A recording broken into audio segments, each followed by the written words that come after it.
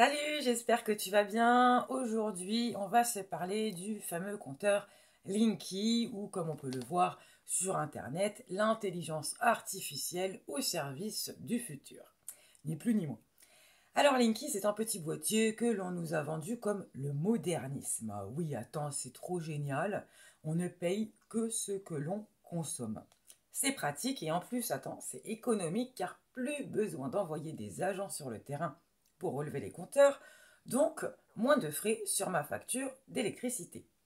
Parce que oui, pensons à notre porte-monnaie, occultons les pertes massives d'emplois qu'il y a derrière tout cela. C'est fantastique, plus besoin de faire des prévisions et en fin d'année devoir repayer si on a trop consommé ou parfois, ça arrive aussi, se faire rembourser.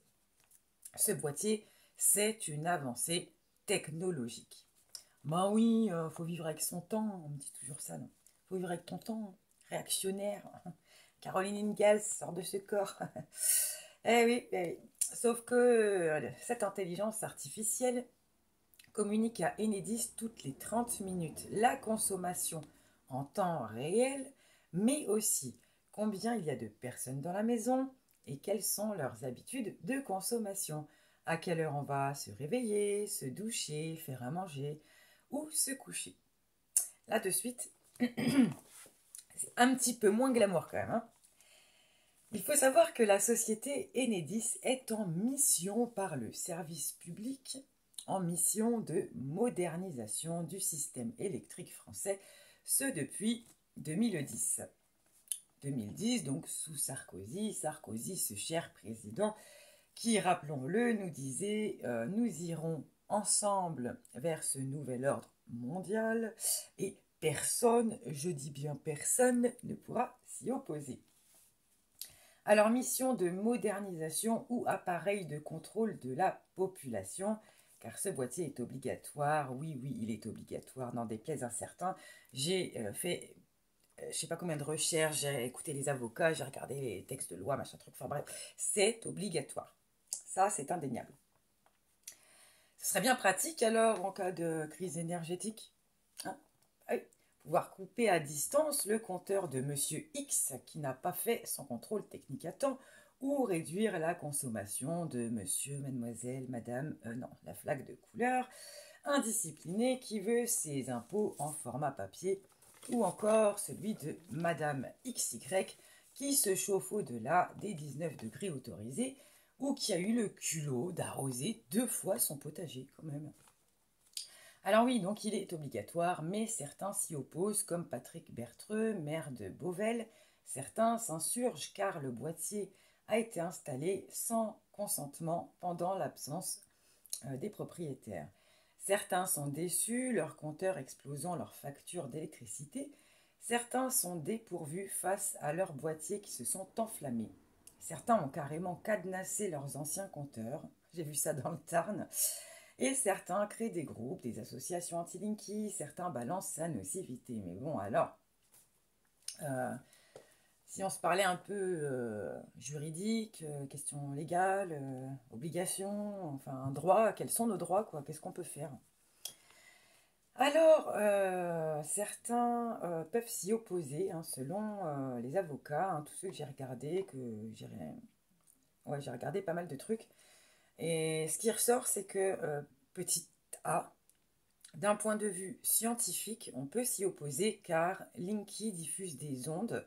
Certaines personnes électrosensibles peuvent donc avoir de nombreux troubles et si elles arrivent à trouver un bon médecin qui justifie par des certificats médicaux, des examens, que les ondes causent des dégâts et détériorent leur santé, alors elles pourront peut-être se faire retirer le Linky.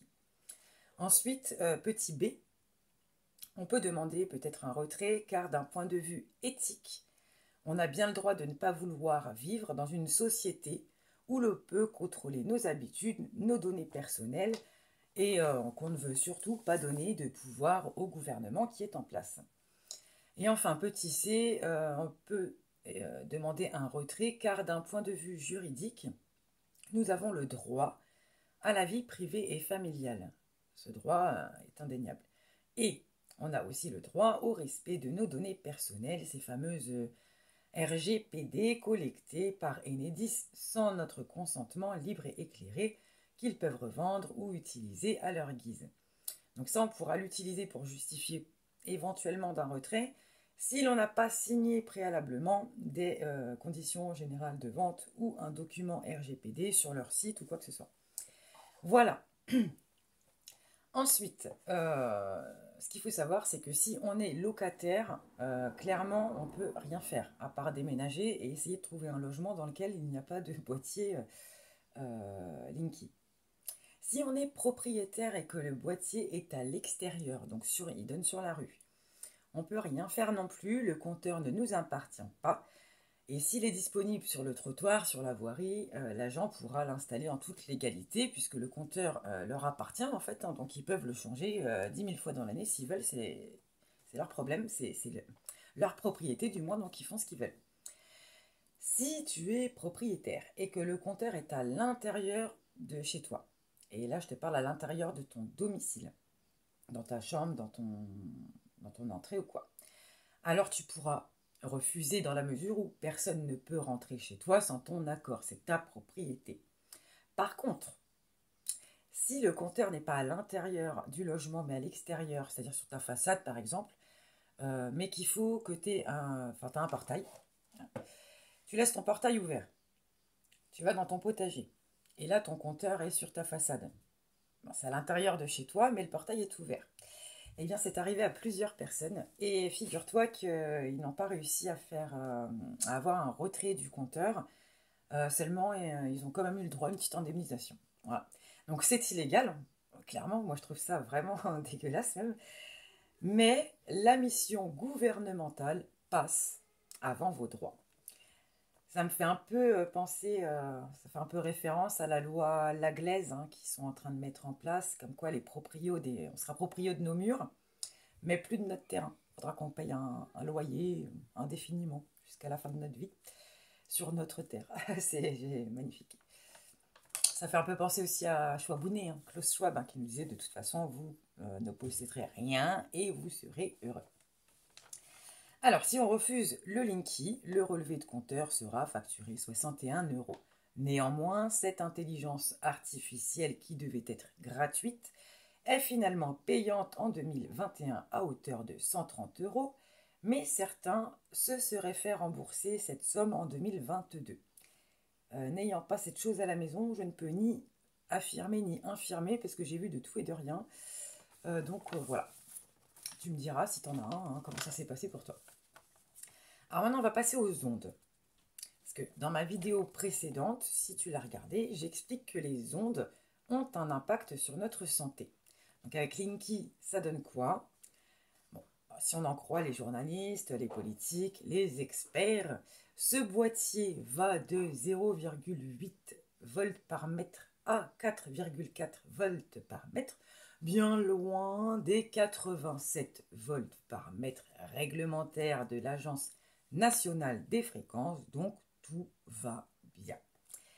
Par contre, on peut aussi voir des personnes qui dénoncent, comme sur le PDF d'électrosensible.solution titré « Les résultats des mesures actuelles de la nocivité des ondes ne sont qu'un leurre ». Non, mais d'après les études, d'après Enedis, d'après les enquêtes, hein, c'est seulement chez certaines personnes électrosensibles que ça pose problème. Ouais, mais bon, pourtant, étant tous faits d'énergie, ayant tous une fréquence, ayant tous un taux vibratoire, nous sommes tous électrosensibles. Et nous sommes donc tous concernés par les ondes. Alors Linky, cet objet connecté, cette intelligence artificielle qui contient la 5G mais aussi parfois la 6G, provoque vertige, maux de tête, frissonnements, fourmillements, difficultés de concentration, problèmes de sommeil, irritabilité, douleurs articulaires, voire cancer. Des médecins ont tiré la sonnette d'alarme, se rendant compte qu'il altérait même des pacemakers. Sur la chaîne de Nicolas Negri, expert en biorésonance et naturopathe, tu pourras retrouver les preuves scientifiques de la nocivité des ondes et d'autres vidéos pour s'en protéger. J'ai également vu des tutos pour se créer des bonnets en aluminium. Si ça t'intéresse, tu pourras toujours essayer d'aller voir. Donc le narratif officiel nous dit « ça va bien se passer, t'inquiète, c'est parfait ». Ouais, enfin il y a quelques années, ils nous ont dit la même chose avec les téléphones portables. Et on le sait aujourd'hui, ils provoquent des cancers, notamment des testicules ou du cerveau. Donc, le Linky, nocif par ses ondes. Voilà, il est nocif par ses ondes. Et il vient compléter une longue liste d'objets connectés de notre quotidien. Box, écouteurs, Alexa, tablette, téléphone, ordinateur, clavier, console, aspirateur. D'ailleurs, je ne sais pas si tu l'avais vu, il y avait une nana qui était aux toilettes sur son téléphone portable et elle avait mis en route son aspirateur robot. Donc elle est aux toilettes, sa porte est ouverte, mais en même temps elle est chez elle, elle fait ce qu'elle veut. Hein. Et t'as l'aspirateur, donc il vient aspirer dans les toilettes. Et là, surprise, surprise, il a pris des photos et il les a publiées sur Facebook. Ouais, donc c'est sympa. Aspirateur, et pas que des objets connectés, mais aussi tout ce qui peut émettre des ondes, hein, comme les micro-ondes. Un micro-ondes, pour donner un exemple, c'est 2,45 GHz. Et on connaît la nocivité du micro-ondes. La 5G, c'est entre 3,4 et 3,8 GHz. Donc plus qu'un micro-ondes. Et la 6G, tenez-vous bien, entre 6 et 300 GHz. On va se prendre des ondes de choc, là, ça va être sympa. Alors pour ceux qui doutent que la 6G existe, ou alors que ce sera accessible qu'en 2030 comme on nous le dit, non. Certaines choses l'ont déjà en mode silencieux. Certains objets l'ont. Ouais. Et la 6G est présente, bien latente, jusque l'agenda 2030. On peut voir sur le site Next Impact, titré de la 5G à la 6G, révolution des ondes millimétriques et des surfaces intelligentes. Donc là, on nous raconte que ça fait... La 6G, préparée activement en laboratoire depuis des années, va encore plus loin avec l'usage des surfaces intelligentes reconfigurables et un meilleur suivi de l'utilisateur mobile. Jean-Baptiste Doré, responsable du programme 6G au CEA-LETI, il nous dit, comme pour la 5G, il y aura d'énormes enjeux de souveraineté et de sécurité. Quant à l'usage de la 6G, nul ne sait aujourd'hui ce que la société en fera. Donc bon, de toute façon, voilà, ça, c'est déjà là. La question qu'on est en droit de se poser, c'est pourquoi, en sachant qu'elles sont nocives, parce qu'ils le savent, ben on s'en fout, on en fout partout. Partout, partout, partout. On baigne littéralement dedans. Parce que même si toi, t'as pas de Linky, ton voisin, il en a un. Les ondes, elles sont là. Hein. Et au-delà de ça, même si il n'y en a pas chez toi, souvent, là, ta voiture est connectée. Les lampadaires intelligents sont connectés et ont la 5G. Les radars sont connectés et ont la 5G. Les portails écotax sont connectés et ont la 5G. Oui, c'est pour ça qu'on les a pas enlevés. Hein. Sinon, tu te doutes bien qu'il y a des années qu'on aurait dégagé ce truc. Bah, la réponse, ce serait qu'on ne nous veut pas que du bien. Voire qu'on ne nous veut pas du bien du tout. Moi, ma réflexion, ma vérité, mon intuition me pousse à penser que la 6G n'est que le premier 6 du 666. Ni plus ni moins, un des bras de ce diable qu'Elia. On va nous la vendre, hein, on va nous faire des pubs, on va se le manger en pleine tronche. Mais c'est génial, avec la 6G, votre connexion sera 100 fois plus rapide. Et puis tu vois, le lampadaire va comprendre que tu es en danger. Il va t'envoyer les secours, c'est pour ta sécurité. Ta voiture va conduire toute seule. Ben oui, c'est au cas où tu t'endors, c'est pour ta sécurité. Ton casque comprendra ton humeur et jouera une musique adaptée. Ce sera bon pour ta santé mentale. Ton Linky allumera la lumière ou je sais pas quoi. Dès que tu es réveillé, bah, c'est pour toi, c'est pour te faire gagner du temps. Hein, tous connectés, tous protégés. Ouais, tous connectés, tous protégés, tous surveillés.